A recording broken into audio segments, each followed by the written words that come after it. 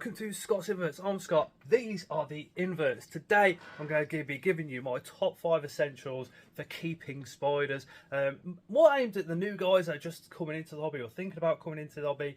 If you're watching this and you're more an experienced person, let me know down in those comments what your top 5 would be, or even maybe if you go to 10, let me know. Anyway, the first one is enclosures. So enclosures are what we put our spiders in. They can be posh, they can be the glass enclosures, but they can also be something like this for a smaller boreal species, or maybe a small juvenile, large sling, a boreal. You can fill it up to here, so you can also have the saurial. Enclosures come in all shapes and sizes. Do not feel pressurized to go out and buy the most expensive ones. So you might see me kind of doing a lot of care videos with glass enclosures, but I've also got a ton of enclosures just like this, and this is my Lazadora parabama just there, an LP, and she's been in here for 3 or 4 molts, so she's doing completely fine.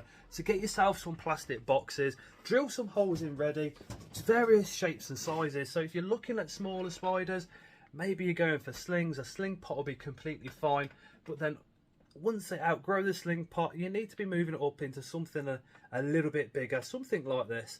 And then as your spider gets bigger, again, move it up again. But if we've got the enclosures, and if Auntie Flo up the road says, oh, I know this person at bingo that's got a spider and they don't want it anymore, can you take it on? If you've got the enclosure already in your house, then you're already good to go. You've not got to worry about anything. Alongside enclosures comes substrate, so get yourself a bag of substrate. That could be pot and compost. The cheapest one is the best one, I think. So nice cheap compost, make sure it's got no pesticides in it, and you're all good to go.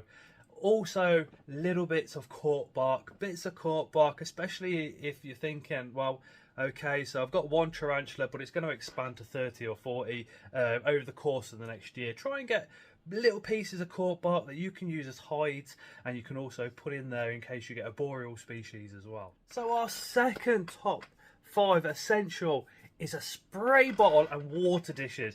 Water dish is really, really important. We should be giving every animal on our care a water dish. Some spiders, they can take water from out of the substrate, but why risk it? We might as well just put that water dish in there and make sure we've covered all our bases. Now, spray bottles, if you've got a larger collection, you might want a 15 litre, 20 or a 25 litre one, depending on whether you want to kind of lift those around. I've got a 15 litre one. I'm quite happy filling it up 4 or 5 times as I'm going around my whole enclosure, but maybe you've only got 1 or 2 spiders. In that case, you can get yourself a little spray bottle. Now, they do these little spray pump action type bottles in pound shops and places like that. The aisle to go and look for them is the hair aisle, so where the shampoos are and stuff like that, because these bottles are small and they spray out, and what people you normally use them for is to spray hair or what hair they've got left, to brush it down and all the rest of it. But they are absolutely perfect for spraying down our spiders as well as. Again, as we go further and further, you'll probably want a bigger and bigger one. I still have a very small one for when I'm doing slings and stuff like that, because I don't want the power. I don't want to be pushing so much water into a smaller sling pot as what I do the bigger stuff that we've got. So the 15 litre water bottle I tend to kind of use for enclosures like this one, and then the little spray bottles, perfect for something like this. That brings us to number 3. So we've had enclosures, we've had water bottles, but we're going to need something to transfer our food from one point to that spider.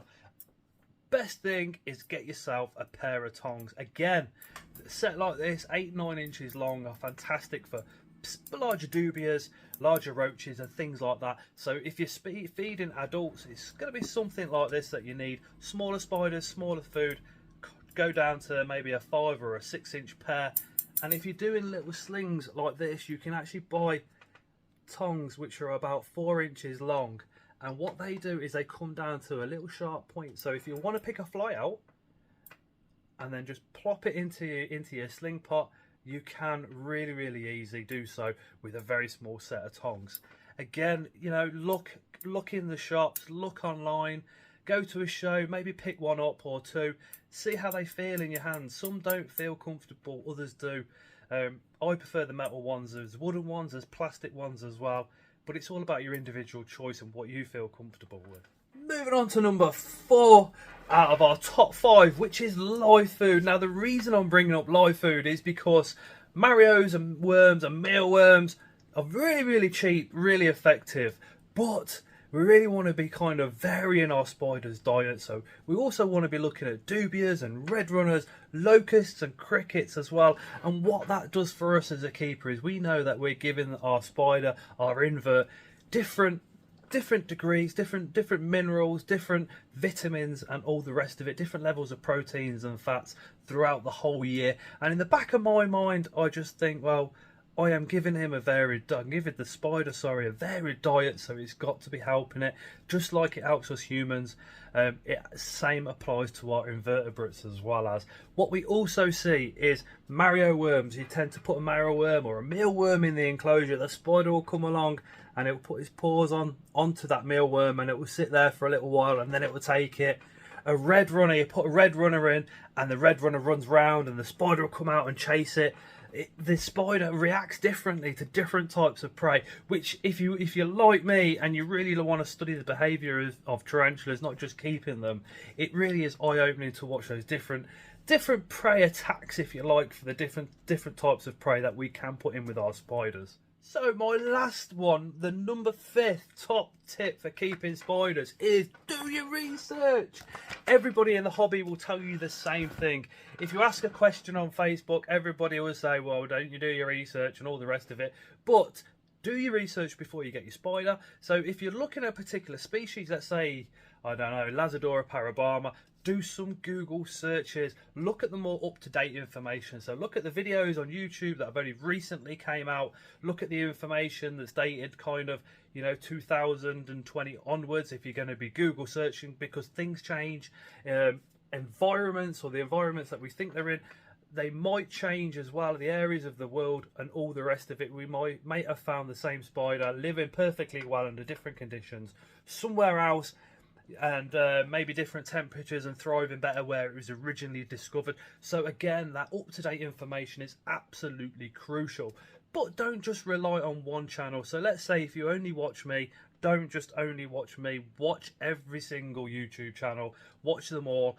The ones that give you the information, take that information from one channel, take the information from another channel, put it together, and then you create your own information box right in your own mind, which is going to be different to other people's. And then what is also good is once you've got all that information, you'll find yourself sharing it with other people as well, and that's when the hobby really does become extra special.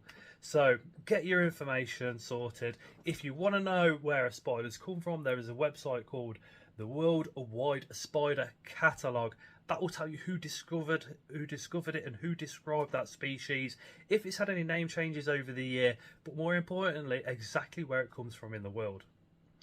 Anyway, guys, thank you so much for watching, and as always, we shall see you again on the next one.